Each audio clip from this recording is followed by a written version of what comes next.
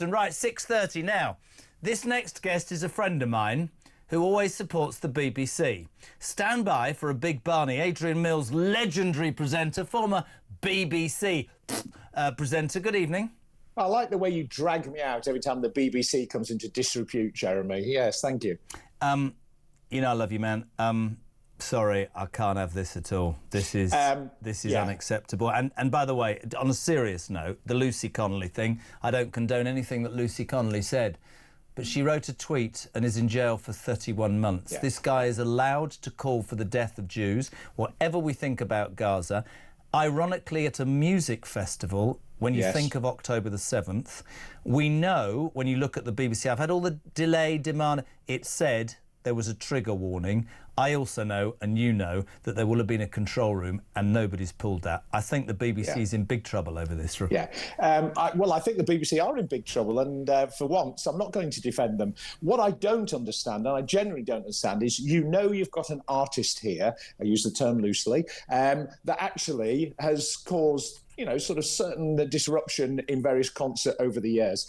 So, as you so rightly say, we work in the media. There is always a time delay. If somebody phones up and says, Adrian Mills, I can't stand him, he's an FFF or something, we don't get that. We bleep it out. Well, you could answer this, because Phil Dave, who works here, who was an ex-BBC producer, said that the BBC on everything do not have a delay button.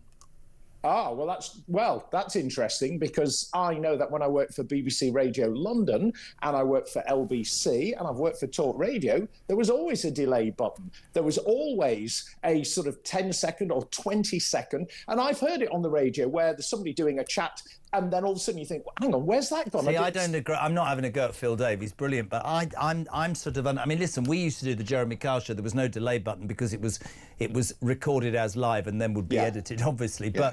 But almost everything I've ever been on, there's been a delay. Not just because of it, but, and I'm with you on that. But Jeremy, it's not a delay button in the van. Why on earth, if the BBC knew this could be contentious, and these people run-through, Aid. There would have been a run-through, man. Yes, so why didn't they just say, do you know something? This concert is going to be shown at 9:15, not 9 o'clock. You've got 15 minutes to run it as live, but you've got a 15-minute delay and time check. And you would understand now why. When you look, and I'm not condoning it, but it's a relevant argument here. Millions of people are saying this, and this is why, love him or loathe him, Trump's woken up and banned them from the United States. Avon and Somerset Police are now having a criminal inquiry. The government really, we're not very happy, but we're not going to upset anybody. The truth of the matter is this was a glaring...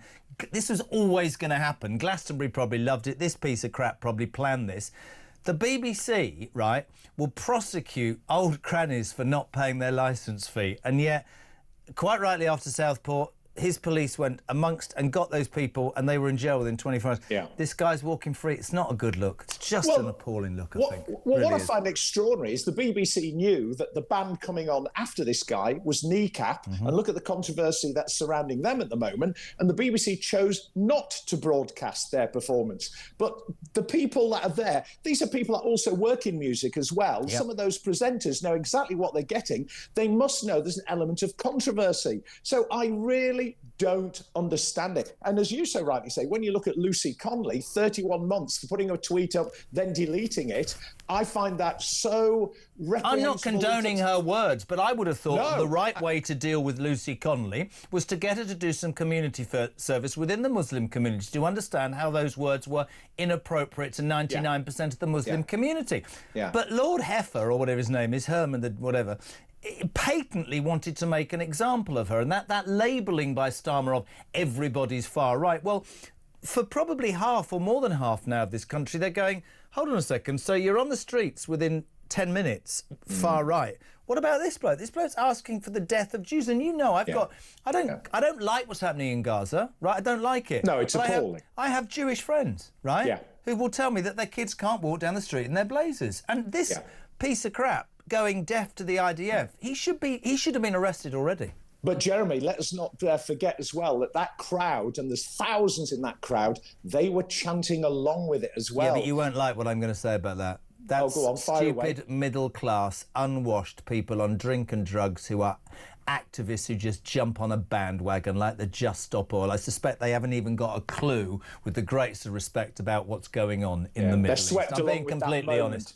But you know what I mean. There's an interesting argument I heard this morning where somebody actually said on a broadcast, would the same reaction have been the same if it had gone on about the Russians in Ukraine? Yep. And I said, look, as far as I'm concerned, all human life is precious. Yep. And I don't want to see anybody mouthing off about having anybody killed, you know, regardless of what nationality they are. The question now is, the BBC, are they culpable? I suspect they are. Will this guy be prosecuted? I'm not convinced. I really am not.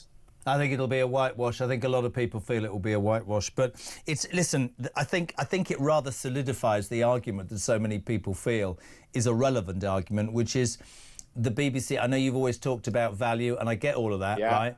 But increasingly, it isn't far right who say, it's a little bit imbalanced, this, mate, to be perfectly honest. This is getting worse and worse. I told you what happened to me on Saturday at Lord Wandsworth College, Henry's school. He left on Saturday at speech day. I'm sat there minding my beeswax, and they bring out, what's that bloke's name as the guest speaker?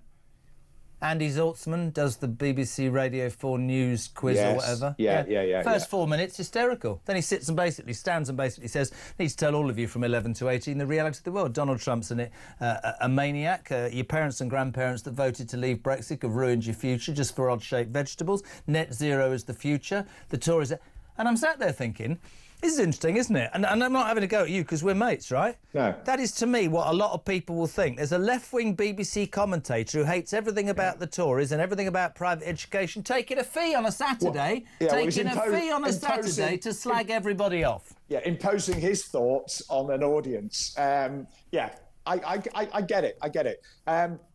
There are lots of people with those views. There are lots of people speaking at events that actually, if they were to be recorded, in hindsight, you'd be thinking, oh, that's a bit near the knuckle. But when you are on primetime television and you know there's somebody there that's going to be quite volatile in terms of what they're going to do or say because of past history, then you actually go through it with a fine-tooth comb and you delay that programme by 30 minutes, you delay it by 20 minutes, do whatever you do, but you don't broadcast it live. You just don't. Can I say, I always say it to you, and you always laugh, this man, I honestly mean this, people, this is the ultimate television professional. Thank you, Aid. Really good to see you, matey. All right? Always good to see you, Jeremy. And by the way, Jeremy, can I just say, 60, I'm in July as well. I think your birthday's in July.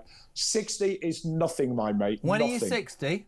16th of July. No, I'm not 60. I'm 69 on the 16th of July. 69? Exactly. So shut up about being 60. Jodie's just gone, God, he looks good for 69. Thank you, Jodie. She's currently undergoing therapy. Have a good one, Aid. Good man. 69. I'm as young as anything. Till drive.